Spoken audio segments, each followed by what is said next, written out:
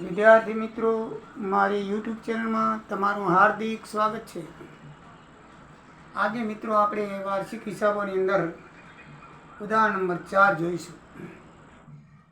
ઉદાહરણ નંબર 4 પાના નંબર 54 ઉપર આવેલું છે. ગંગા અને જમનાની ભાગીદારી પેઢીનું 31/3/17 રોજ કાચું સરવૈયું નીચે આપેલું છે. એના ઉપરથી મિત્રો આપણે વાર્ષિક હિસાબો બનાવવાના છે. 5 ખાતા બનાવવાના છે. વેપાર ખાતું, મૂડી ખાતું, નફા નુકસાન ફાળવણી ખાતું, નફા નુકસાન ખાતું અને પાકું સરવૈયું. તો કેવી રીતે થાય છે, આપણે એક એક મુદ્દો લેતા જઈએ અને કરતા જઈએ. સૌથી પહેલાં આપણે ઉધાર બાકી લઈએ, પછી જમા બાકી લઈએ. ઉધાર બાકીમાં પહેલો છે ઉપાડ. ગંગાના 12,000 અને જમનાના 12,000. તો મિત્રો ઉપાડ છે એ સીધો ચાલુ ખાતામાં આવશે. તો આપણે એના ભાગીદારોના ચાલુ ખાતા, મૂડી ખાતાની પણ ચાલુ ખાતા.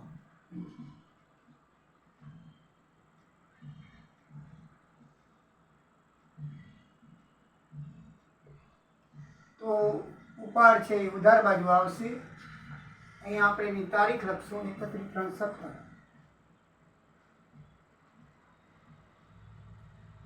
અને વિગતમાં લખશું ઉપાડ ખાતે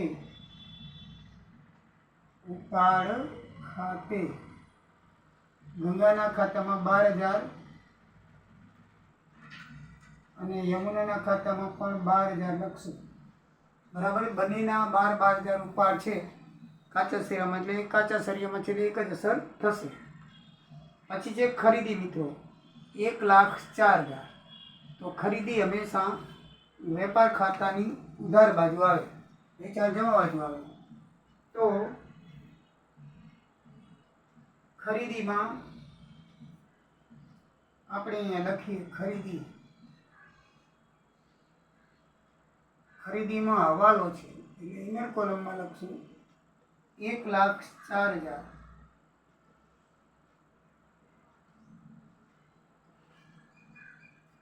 $1,04,000 ની અંદર નહીં નોંધાયેલ માલ હવાલો છે. 5મો હવાલો છે 4,000 ની ઉધાર ખરીદી ચોપડે નોંધાયેલ નથી, પરંતુ આખા સ્ટોકમાં તેનો સમાવેશ થઈ ગયો છે. આખા સ્ટોકમાં એ આવી ગયું છે, એની પણ ખરીદીમાં નથી નોંધાયેલી તો આપણે નોંધી નાખીએ, ઉમેરી દઈએ. બરાબર છે. તો અહીંયા લખશું, આપણે શું લખશું?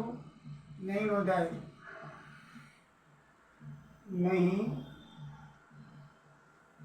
નોંધાયેલ ખરીદી.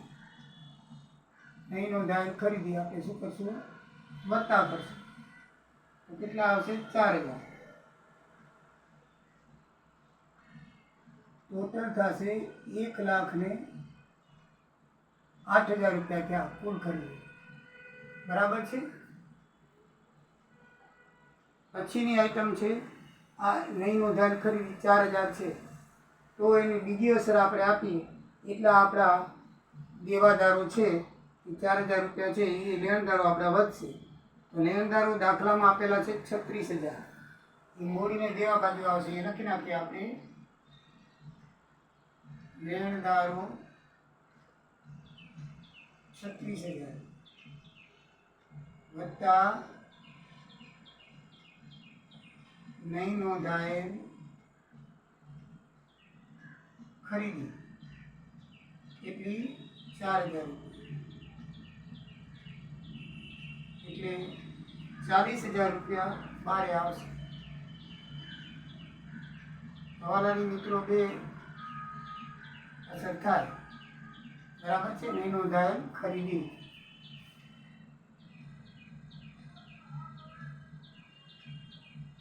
બરાબર છે. તો બીજી અસર આપણે મૂડીને દેવા બાજુ લેણદારોમાં આપી. હવાલો હોવાથી આપણે એક દીધો લેણદારોમાં એક દીધો ખરીદીમાં, એટલે એ હવાલો પૂરો થયો. બે અસર થઈ ગઈ. પછી મિત્રો આગળ જોઈએ તો માલ પરત. હવે માલ પરત ખાલી લખેલું હોય તો ઉધાર બાકી, જમા બાકી મેં તમને અગાઉ કહી દીધેલું છે, ધ્યાનમાં રાખવાનું. આપણે વેચાણ કરીએ ત્યારે જમા બાકી હોય તો માલ પરતની જમા બાકી, માલ પરતની શું હોય? જમા બાકી. અને ઉધાર બાકી બે હોય તો જ્યારે માલ વેચ્યો હોય ત્યારે જમા બાકી, તો માલ પરત આવે તો ઉધાર બાકી રહે. ઉધાર બાકી છે એ હંમેશા વેચાણ પરત કહેવાય. અને માલ ખરીદી ત્યારે આપણે ઉધાર બાજુ લખીએ, તો પરત આવે તો આપણે જમા બાજુ લખીએ, તો એની જમા બાકી હંમેશા શું કહેવાય? ખરીદ પરત કહેવાય. એના ઉપરથી બરાબર ધ્યાનમાં રાખવાનું. ઘણી વખત આપણને માલ પરત બંને બાજુ લખેલો હોય, ઉધાર બાજુ પણ માલ પરત લખેલ છે, જમા બાજુ પણ માલ પરત લખેલ છે. તો આપણે વેચાણ પરત ને ખરીદ પરત કઈ રીતે યાદ રાખવાનું? તો ખરીદીએ ત્યારે ઉધાર બાકી, તો વેચાણ માલ પરત આવે તો આપણે જમા કરીએ, તો જમા બાકી હોય ને એ હંમેશા શું કરીએ? ખરીદ પરત થાય. અને આપણે માલ વેચીએ ત્યારે જમા બાકી હોય અને પછી પાછું આવે તો ઉધાર બાકી, તો ઉધાર બાકી જે આપેલી હોય એ વેચાણ પરત કહેવાય. સમજાય મિત્રો? તો આમાં માલ પરત આપણને જે જમા બાકી આપી છે 1200 રૂપિયા, એ આમાંથી શું થશે? બાદ થશે. 1200 રૂપિયા આપણને આપેલા છે, કાચા સરવૈયામાં આપેલા છે. ખરીદ પરત જમા બાકી, ખરીદ પરત શું આવે? જમા બાકી.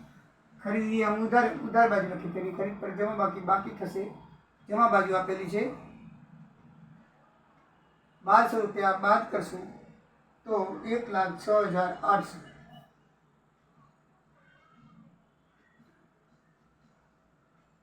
એ ચોખ્ખી ખરીદી શું નીકળશે? 12 કોલમમાં નીકળશે.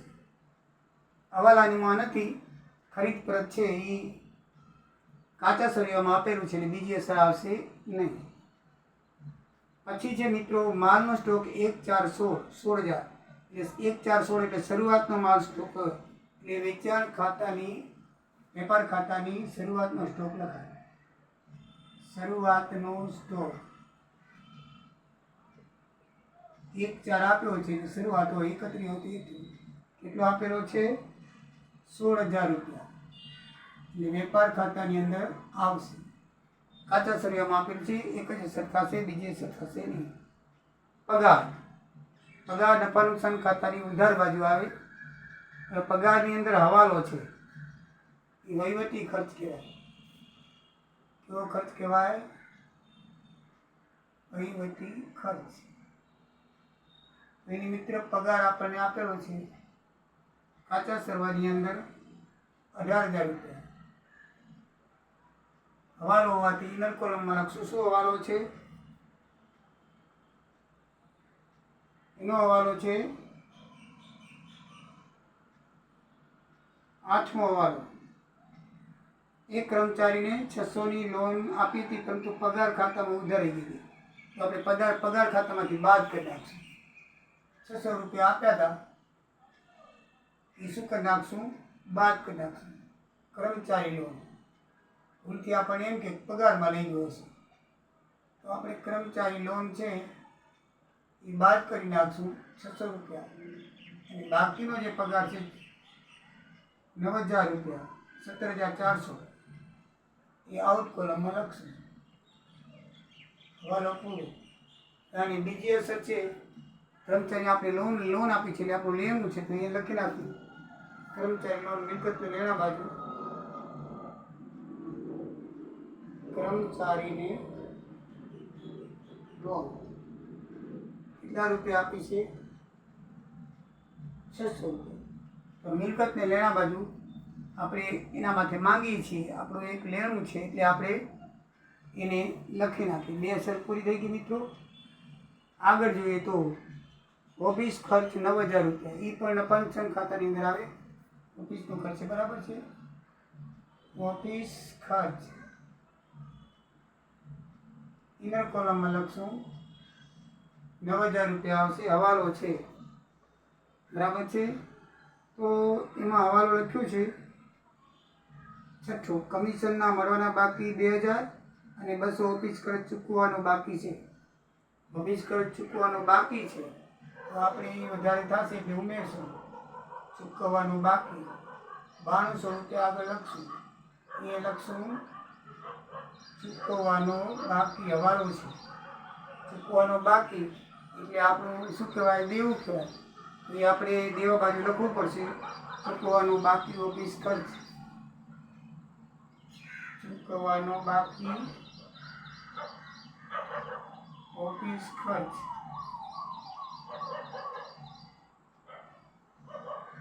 કેટલો છે 200 રૂપિયા. એ બે અસર આપણી આવી ગઈ. બરાબર છે. આગળ વધીએ તો મિત્રો આવક માલ ગાડા ભાડું 3000 રૂપિયા. જો આવક માલ ને જાવક માલ આ બેમાં ધ્યાન રાખજો. જો જાવક માલ ગાડું હોય તો નફા નુકસાન ખાતે નહીં ખાવે, કારણ કે વેચાણ વિતરણ ખર્ચો વેપાર ખાતાનો ખર્ચ, વેપાર ખાતાનો ખર્ચ નથી, વેચાણ વિતરણ ખર્ચા થઈ જાય. બરાબર છે. જ્યારે જાવક માલ આવક માલ ગાડવું હોય તો આપણે કાચા માલ ઉપર, કારણ કે આપણે માલ લઈ આવે કાચો માલ એટલે એ વેપાર ખાતામાં આવશે. એટલે આવક માલ ને જાવક માલમાં ધ્યાન રાખજો. આવક માલ છે એ વેપાર ખાતામાં આવે અને જાવક માલ છે એ વેચાણ વિતરણ ખાતા હોય એ નફા નુકસાન ખાતે આવે. અને આવક માલમાં શું હોય, આપણે કાચો માલ મંગાવીએ કે બીજું કાંઈ મંગાવીએ તો એ બધું વેપાર ખાતાનું માલ ઉપર ખર્ચો છે. એટલે આવક માલ ગાડા ભાડું હંમેશા વેપાર ખાતામાં આવશે. કેટલું છે? આવક માલ ગાડા ભાડું 3000 રૂપિયા છે. એ લખી નાખશું. આવક માલ ગાડા ભાડું 3000 રૂપિયા. બરાબર મિત્રો. પછી લખ્યું છે જાવક માલ ગાડા ભાડું. તો જાવક માલ ગાડા ભાડું ક્યાં આવે? નફા નુકસાન ખાતાની ઉધાર બાજુ. એ લખી નાખશું. જાવક માલ ગાડા ભાડું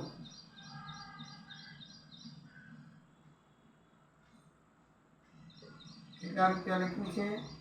4500 રૂપિયા. મિત્રો 4500 રૂપિયા આપણે અહીંયા લખી નાખશું. બરાબર છે.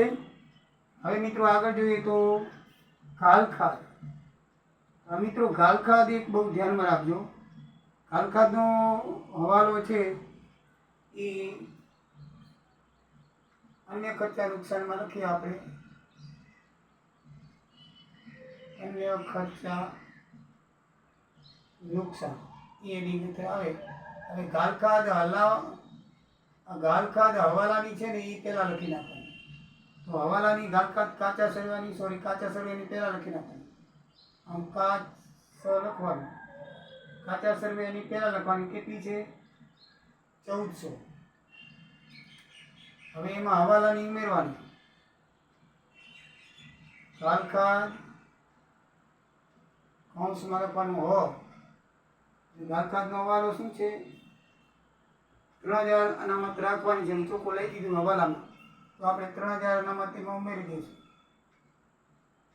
એટલે ટોટલ થઈ 4400. બરાબર છે. અને પાછી કાચા સર્વેની અનામત આપણને દાખલામાં 6000 આપી છે. કેટલી આપી છે? 6000. એ શું કરી નાખવાની? બાદ કરી નાખવાની. કાચા સર્વેની ઘાલખાદ અનામત 6000 આપેલી છે, એ બાદ કરી નાખવાની. ઘાલખાદ અનામત કાચું સર્વે લખવાનું. કેટલી આપેલી છે? 6000. મિત્રો તો માઇનસમાં જવાબ આવશે. તો જો પ્લસમાં આવે તો બારે કરત, તો માઇનસમાં જવાબ આવશે 1600. આવું જ્યારે માઇનસમાં જવાબ આવે ને એનો અર્થ થયો કે હજી ઘાલખાદ અનામત આપણી કાચા સર્વેની વધુ છે, હજી આપણે પૈસા વધે છે 1600. એ મિલકતને લેણા બાજુ લઈ જવાની. આપણે જમા બાજુ, આ ઉધાર બાજુ છે ને નફા નુકસાન ખાતાની જમા બાજુ લઈ જવાનું. ઘાલખાદ અનામતનો વધારો છે લખવાનું. ઘાલખાદ અનામત વધારો. આ વધારો વધ્યો આપણને 1600 રૂપિયા. બે અસર આવી ગઈ. એક જ ખાતામાં બે અસર આવી ગઈ. આ ધ્યાનમાં રાખજો. જ્યારે પણ ઘાલખાદના વાલામાં માઇનસ આવે ત્યારે માઇનસ હોય તો સામે લઈ જઈએ તો પ્લસ થઈ જાય. એટલે આટલા રૂપિયા હજી આપણે કને વધ્યા, કારણ કે 4400 ખર્ચા 4400 થયા. એમાંથી 6000 આપણી પાસે હતા કાચા સર્વેના ખર્ચાના 4400, એટલે બાકી 1600 વધ્યા. તો 1600 વધ્યા એટલે એ ઘાલખાદ અનામતમાં વધારો આવે. નફા નુકસાન ખાતાની શું આવે? જમા બાજુ આવે. બરાબર મિત્રો. હવે આ ઘાલખાદ હવાલાની જે છે 3000, એની અસર આપણે આપી હોય તો આપણે દેવાદારોમાંથી લેવાની છે. તો દેવાદારો પહેલાં આપણે 67,000 લખી નાખશું. દેવાદારો 67,000 છે કાચા સળિયા. એની અંદર આપણને કાલકાદા 3,000 હતી એ બાદ કરવાની થશે. કાલકાદ હવાલાલ દેવાદારો અનામત રાખવાની છે એટલે એમાંથી શું થશે બાદ, એટલે આપણે 64,000 વધશે. કેટલા વધશે? 64,000. એટલે આની અસર છે એ અપાઈ ગઈ. બરાબર છે. હવે એ જ હવાલામાં પછી દેવાદારો પર વટાવ અનામત લખ્યું છે. એમાં લખ્યું છે કે 3,000 અને દેવાદારો 5% લેખે અનામતની જોગવાઈ કરવાની છે. તો મિત્રો 5% લેખે જોગવાઈ કરવાની છે. તો હંમેશા ગાલખાદ હવાલાની બાદ કર્યા પછી જોગવાઈ રાખવાની. એટલે 5% અનામત જોગવાઈ, 5% અનામત જોગવાઈ. 10% 6400 થાય તો 5% 3200. 1 મહિનો કાઢી નાખો. એ પર શું થશે? બાદ થશે. 3200 રૂપિયા બાદ થાય. તો આઉટ કોલમમાં 80, 60, 800. ચોખ્ખા કેટલા વધશે? 60, 800. બરાબર છે મિત્રો. તો આ દેવાદાર અનામત એકવાર આપણી નુકસાન છે તે નફા નુકસાન ખાતાની ઉધાર બાજુ અસર આવશે. દેવાદારો પર વટાવ અનામત, દેવાદારો પર 5% વટાવ અનામત. કેટલા આવ્યા? 3200 નફા નુકસાન ખાતાની ઉધાર બાજુ. બરાબર છે મિત્રો.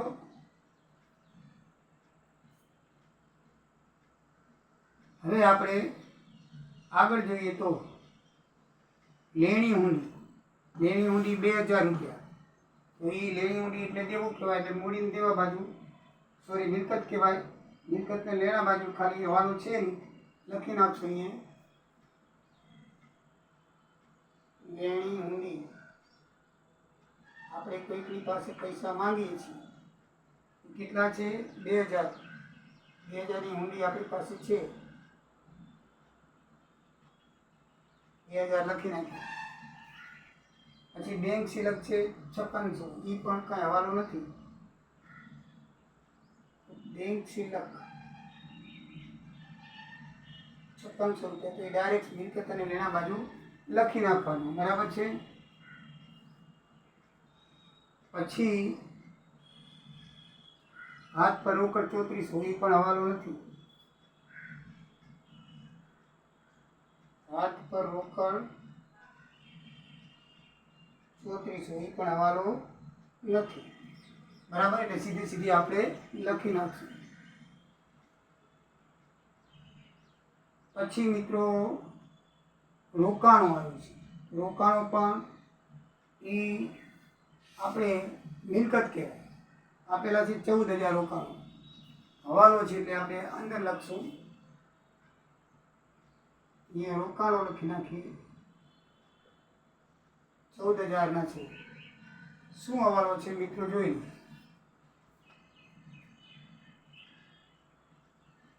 તો રોકાણોમાં હવાલો છે 7મો. રોકાણોની કિંમત 12,000 નક્કી થઈ છે. તફાવતી રકમનો હવાલો સામાન્ય અનામત ખાતે નાખવાનો છે. હવે 12,000 નક્કી થઈ છે અને 14,000 છે. એટલે રોકાણો જે છે એમાં આપણે 2,000 માંડી અડવાના. 12,000 થયા એટલે 2,000 માંડી વાળી લખી નાખી. માંડી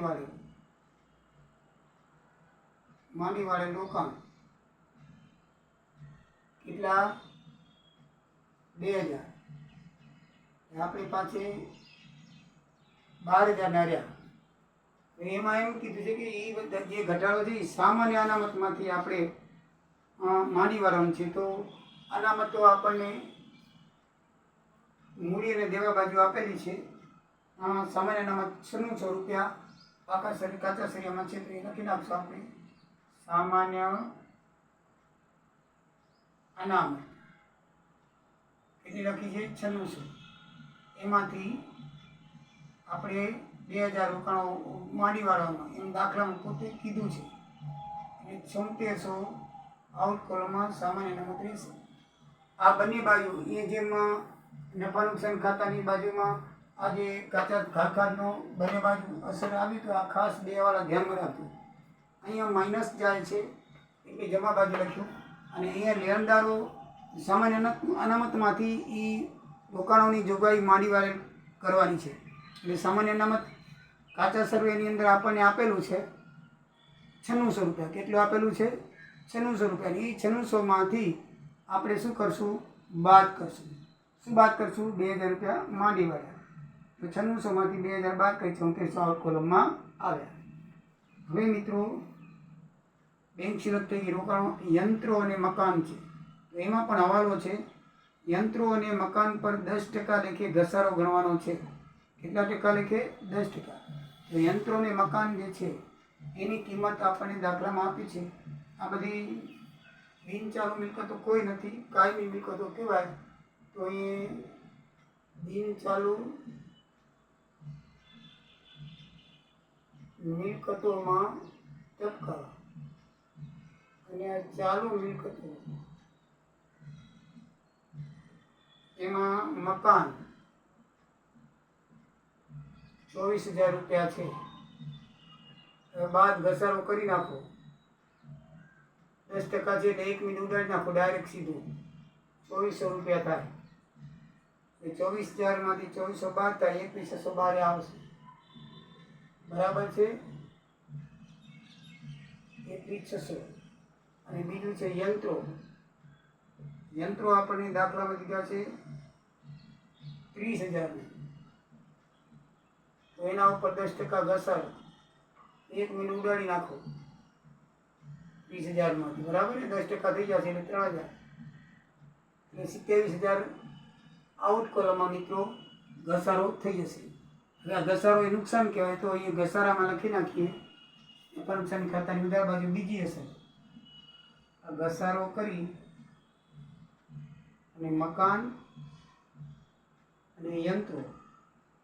મકાનના છે 2400,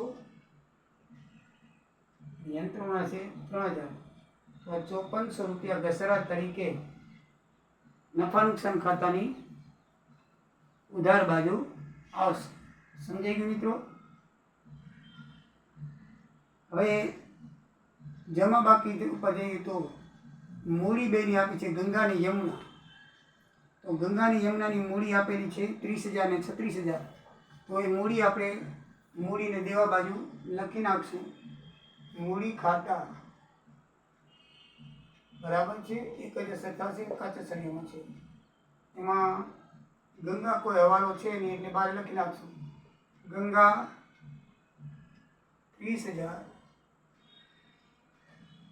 અને જમના 36000. બરાબર? આપણે લખી નાખીએ. પછી મિત્રો ચાલુ ખાતાની બાકી 2 જમા આપી છે. જમા બાકી હોય તો એનો અર્થ થાય કે આપણે એ દેવું છે. તો ચાલુ ખાતા એ મૂડીને દેવા બાજુ લખાશે. ઉધાર બાકી તો બાજુ લેખા. બરાબર? એ ધ્યાનમાં રાખજો. ચાલુ ખાતાની જમા બાકી મૂડીને દેવું કહેવાય અને ઉધાર બાકી મિલકત કહેવાય. એટલે એ શું થાય? મિલકતને લેણા બાજુ આવે. તો ચાલુ ખાતા લખી નાખીએ આપણે.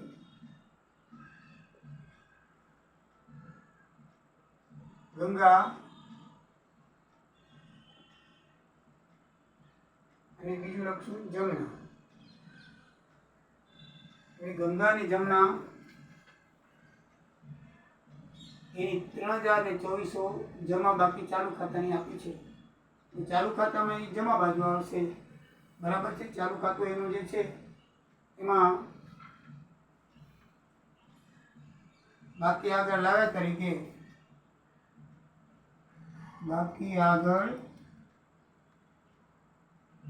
તરીકે કેટલી બાકી આપી છે આપણને?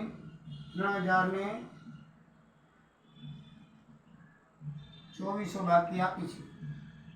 એટલે એ શું થશે? ચાલુ ખાતાની બાકી આગળ આવ્યા એ વધઘટ થશે. પછી આપણે ત્યાં લખી નાખશું. બરાબર છે? અને જો ચાલુ ખાતું મિત્રો ન હોય તો જે નફો થાય એ આપણે મૂડીમાં શું કરીએ છીએ? ઉમેરી દઈએ છીએ. પણ આમાં ચાલુ ખાતું છે તો ઓટોમેટિકલી ત્યાં ચાલુ ખાતાની બાકી આવી જશે. એટલે આપણો હિસાબ મળી જશે. બરાબર છે? હવે આપણે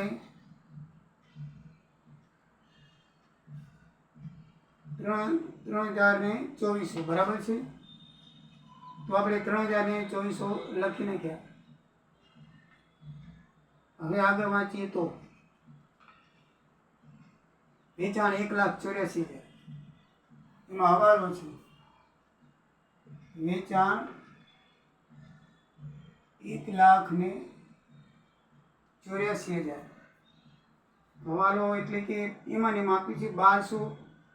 આપણે માલ પરત 1600 રૂપિયા, માલ પરતની ઉધાર બાકી આપીએ 1600 રૂપિયા, એટલે એ શું થશે 1600 રૂપિયા આપણે બાદ કરશું. હવાલો નથી પણ કાચા શરીરમાં માલ પરત આપ્યું હતું, જેમ આપણે અહીંયા માલ પરત ઉધાર બાકી આપી હતી, જમા બાકી આપી હતી, આ ઉધાર બાકી છે એટલે એ બાદ થશે. અને ચોખ્ખું વેચાણ કેટલું થશે 1,82,400 બરાબર છે. એ કાચા શરીરમાં લખેલું હતું એટલે એની એક જ અસર થશે. વેચાણ પર ખાતા અનામત આવી ગઈ. બેંક લોન 13,500 એની આપણે જમા બાકી છે, તો બેંક લોન જમા બાકી હોય તો આ બાજુ આપણે શું કરશું, ઉધાર બાજુ એટલે મીન્સ કે મૂડીને દેવા બાજુ એને લખી નાખશું બેંક લોન. એ આપણી જવાબદારી છે, બેંક પાસેથી લીધેલી છે. મૂડી અને દેવા બાજુ બેંક લોન 13,500 આવશે બરાબર. કાચા શરીરમાં છે એક જ બાજુ હશે થશે. પછી લેણદારો 36,000 એની આપણે કરી નાખ્યો હવાલો અને લઈ લીધું છે. લેણદારો આપણે 36,000 લઈ લીધેલા છે અને એનો હવાલો પણ આપણે કરી નાખ્યો બરાબર છે. મૂડીને દેવા બાજુ 36,000. પછી દેવી હુંડી 1,800, કોઈ જાતનો હવાલો નથી, ડાયરેક્ટ સીધા 1,800 લખી નાખશું. દેવી હુંડી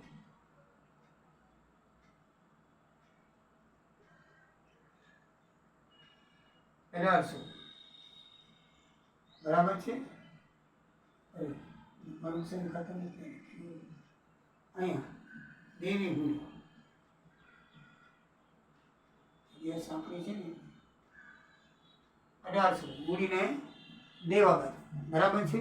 બધા ચાલુ દેવા કહેવાય, ચાલુ દેવાના હેડિંગ એ બધા આવે. પછી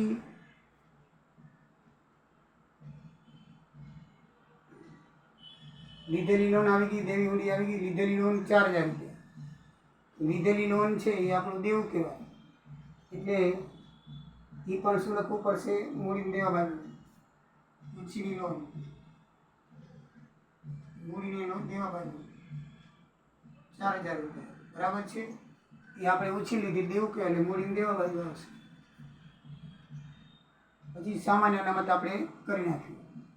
હવે મિત્રો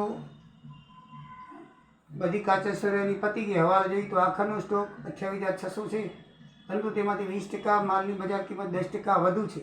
તો વધુ હોય તો આપણે હંમેશા ઓછી કિંમત લેવાની હોય છે બજાર કિંમત, એટલે આની અસર નહીં થાય. 20% માલની કિંમત બજેટ આનો 20% માલ આપણે કરવા જઈએ તો 5600 ને 5720 થાય, ઉમેરી દઈએ તો એ આપણે 28,600 લેવા પડશે, કારણ કે ઓછી કિંમત લેવાની હોય. આમાં ઓછી કિંમત આપીએ ને તો આપણે કરવું પડે બરાબર છે. તો 28,600 રૂપિયા લેવાશે. આખરનો સ્ટોક બે જગ્યાએ આવશે. એકવાર આખરનો સ્ટોક છે એ આવશે વેપાર ખાતાની અંદર. અહીંયા આખર સ્ટોક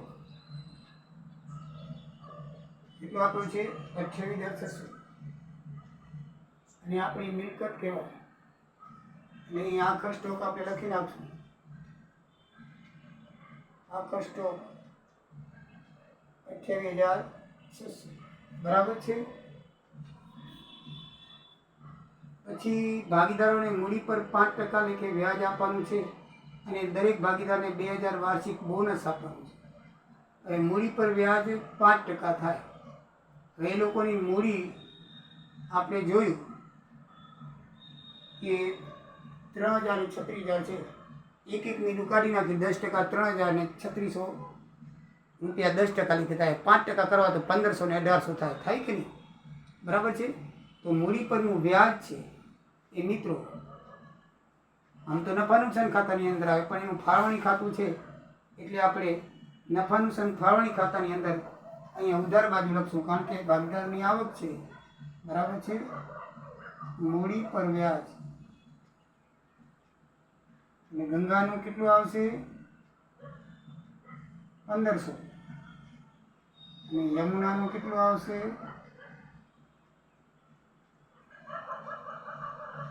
1800, ટોટલ 3300 થાય. આ મૂડી પર વ્યાજ 3300 રૂપિયા થાય. બરાબર છે. તો મૂડી પર વ્યાજ એ નફા નુકસાન ખાતાની ફાળવણી ખાતાની ઉપર 3300 આવી. અને બીજી અસર આપણે એને દઈએ તો મૂડી પર વ્યાજ એ ભાગીદારી ફાળવણી ખાતું છે, ચાલુ ખાતાની અંદર આપણે મૂડી પર વ્યાજ છે એ આવક હોવાથી શું થશે? ભાગીદારોની જમા બાજુ આવશે. બરાબર છે. મૂડી પર વ્યાજ અહીંયા કેટલું છે? 1500 ને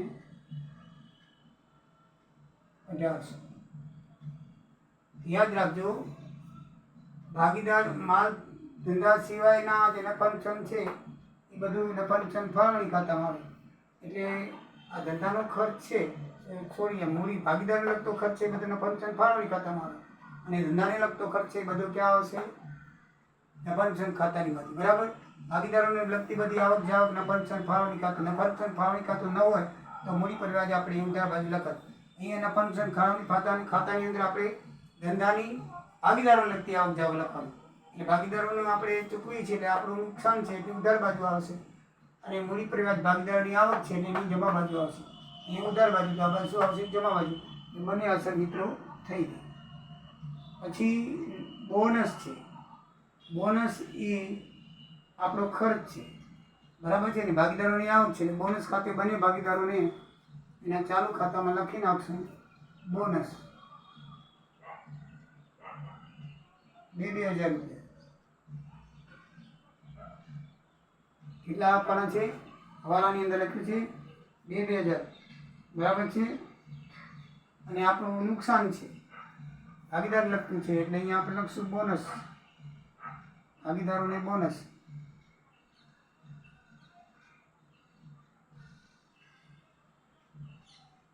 ભાગીદારોને બોનસ. મૂડી પર વ્યાજ. ગંગાને કેટલું આપ્યું? 2000 રૂપિયા. યમુનાને કેટલું આપ્યું? 2000 રૂપિયા. ટોટલ 4000 રૂપિયા બોનસ મિત્રો ચૂકવવાનું છે. ટોટલ કેટલું ચૂકવવાનું છે? 4000 રૂપિયા. તો હવે આગળ બીજો હવાલો જોઈએ તો હાલખાત થઈ ગઈ. મકાન યંત્ર 4000 ની અંદર ખરીદી થઈ ગઈ. આખો સ્ટોક થઈ ગયો.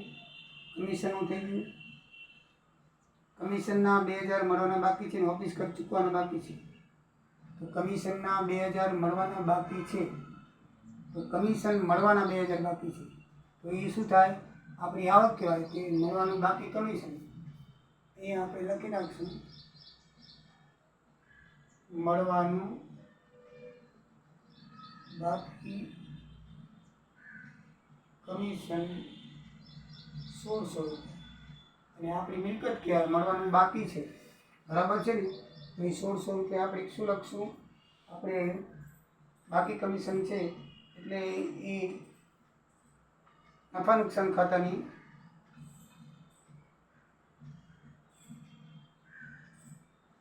મળવાનું બાકી કમિશન 2000 રૂપિયા લખ્યું. 1600 તો 2000 રૂપિયા. સોરી, કેટલું લખ્યું છે? 2000 રૂપિયા મળવાનું બાકી કમિશન છે. બરાબર છે. તો મળવાનું બાકી કમિશન એ આપણી મિલકત કહેવાય. તો એને પાછું બાકી કમિશન મળવાનું છે એ મિલકતને લેણા બાજુ લખી નાખીએ. આપણે લેવાના છે બાકી કમિશન મળવાનું કેટલા રૂપિયા છે? 2000 રૂપિયા. એની બીજી અસર ત્યાં આપી દીધી. બરાબર છે મિત્રો? હવે આગળ આપણે હવાલો જોઈએ તો મકાનનો પતી ગયો. 4000ની ખરીદી ચોપડીની ગાડી પતી ગયું. 2000 કમિશન પતી ગયું. ઓફિસ પર પતી ગયું. રોકાણોની કિંમત પતી ગઈ. એ કર્મચારી 600 રૂપિયા પતી ગયું. ભાગીદારોને વેચણી પાત્ર નફાની રકમ 3/7 પ્રમાણમાં વેચવાની છે. તો 3/7 પ્રમાણમાં આપણે વેચવાની છે. તો કેવી રીતે વેચશું તે આપણે જોઈ લઈએ. બરાબર છે. તો સૌથી પહેલાં આપણે વેપાર ખાતું બંધ કરીએ.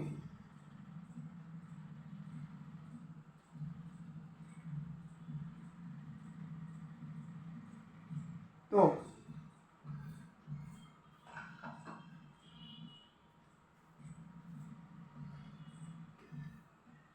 અહીં આપણે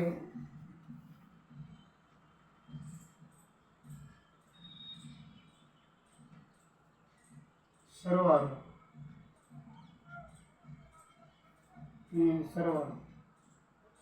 જમા બાજુનો સરવાળો કરશું તો 1,82,428,600 એટલે પૂરા 2,11,000 થશે. 2,11,000 થશે. આ બાજુ તો આપણે 2,11,000 નથી થતા, તૂટશે. બરાબર છે. તો 85,200 તૂટશે. કેટલા તૂટશે? 85,200. એને મિત્રો શું કહેવાશે? કાચો નફો કહેવાશે. શું કહેવાશે? કાચો નફો. અને ક્યાં લઈ જવાનો હોય? નફા નુકસાન ખાતે લઈ જવાનું. ક્યાં લઈ જવાનું હોય? નફા નુકસાન ખાતે. એટલે આ ટોટલ આપણું મળી રહેશે. અહીંયા ઉધાર બાજુ છે તો નફા નુકસાન ખાતાની જમા બાજુ આપણે શું લઈ જવું પડશે? કાચો નફો વેપાર ખાતેથી લાવ્યા. લખી નાખશું કાચો નફો વેપાર ખાતેથી લાવ્યા. બરાબર. કેટલો લઈ આવ્યા? 85,200. તો 85,200. બરાબર છે મિત્રો. હવે નફા નુકસાન ખાતું બંધ કરી વેપાર પછી કોનું વારો આવે? નફા નુકસાન ખાતું. નફા નુકસાન ખાતાની જમા બાજુનો સરવાળો કરી તો 85 ને 87 ને 88,885 ને 87 ને 88,800 થાય. અહીંયા આપણે સરવાળો લખીએ 88,800. આ બાજુનું તમે ટોટલ મારશો 17,400, 92,000, 45,000, 32,000, 54,000 તો 49,100 ખૂટશે. કેટલા ખૂટશે? 49,100 ખૂટશે. એ ચોખ્ખો નફો કહેવાય. શું કહેવાય? ચોખ્ખો નફો. એ ક્યાં લઈ જશું? નફા નુકસાન ફાળવણી ખાતે. મિત્રો નફા નુકસાન ફાળવણી ખાતે લઈ જવાનું છે. નફા નુકસાન ફાળવણી ખાતે લઈ જઈએ. ઉધાર બાજુ છે તો આપણે આ બાજુ જમા બાજુ લઈ આવશું. ચોખ્ખો નફો ક્યાંથી લઈ આવ્યા? નફા નુકસાન ખાતેથી.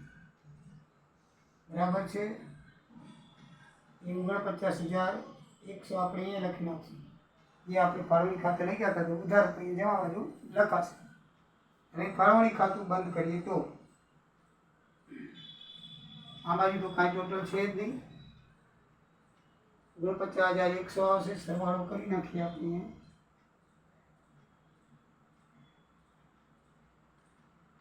સરવાળો અહીંયા સરવાળો 49,100. આ બાજુ મિત્રો ખૂટશે આપણે 81,100. 81,800 ખૂટશે. એને આપણે 3/7 વેચવાનું છે. એ તમને વેચતા આવડે છે. બરાબર છે. તો ચાલુ ખાતે નફો. આ પાછું ચાલુ ખાતે લઈ જવાનું. ગંગાનો કેટલો છે? ગંગાને ભાગે આવશે 12,540 અને યમુનાને ભાગે આવશે 29,260. જો મિત્રો આ બાજુ ટોટલ 41,800 ખૂટે છે. 41,800 3/7 વેચવાનો છે એટલે 3 દશાંશને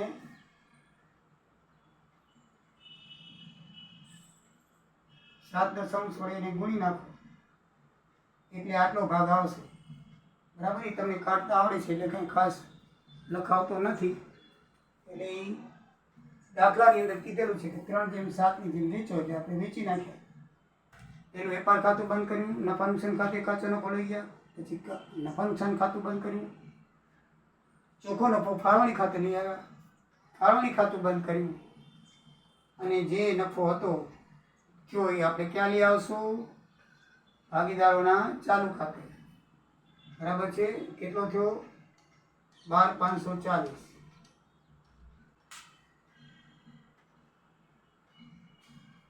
વેચણી પાત્ર નફો એ લખી નાખીએ. વેચણી પાત્ર નફો અહીંયા ઉધાર બાજુ તો આ જમા બાજુ આવે. ભાગીદારોની આવક કહેવાય. તો ગંગાને મળ્યો 12,540. યમુનાને મળ્યો 29,260. મિત્રો ટોટલ મારીએ તો એ સરવાળો કરી નાખીએ.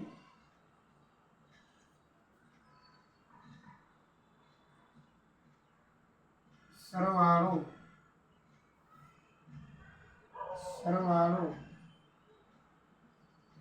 આનું ટોટલ થાય છે 19,040. 35,460. આ બાજુ ખૂટશે ટોટલ લખી નાખી 19,040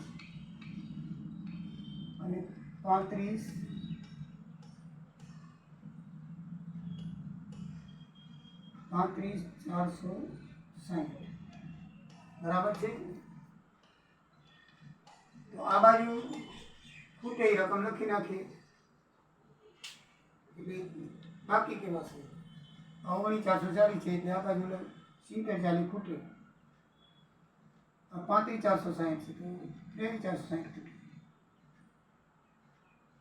આને લખાય બાકી આગળ લઈ ગયા. બાકી આગળ લઈ ગયા અને તારીખ આવશે 31/3/17. એ બાકી આગળ આવ્યા 1/4/16 તારીખ લખવા દીધી છે. 31/3 આ બધી 31/3 બરાબર. હવે મિત્રો બાકી આગળ લઈ ગયા ક્યાં લઈ આવવાની? અહીંયા 70,40. આ ચાલુ ખાતાની અહીંયા લઈ આવવાના 70,40 અને 23,460.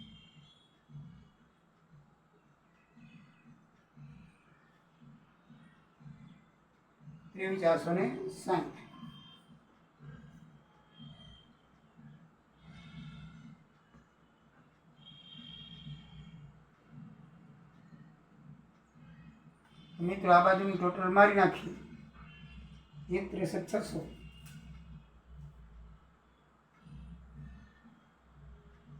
સરવાળો 1,63,600 સરવાળો 1,63,600 બરાબર છે.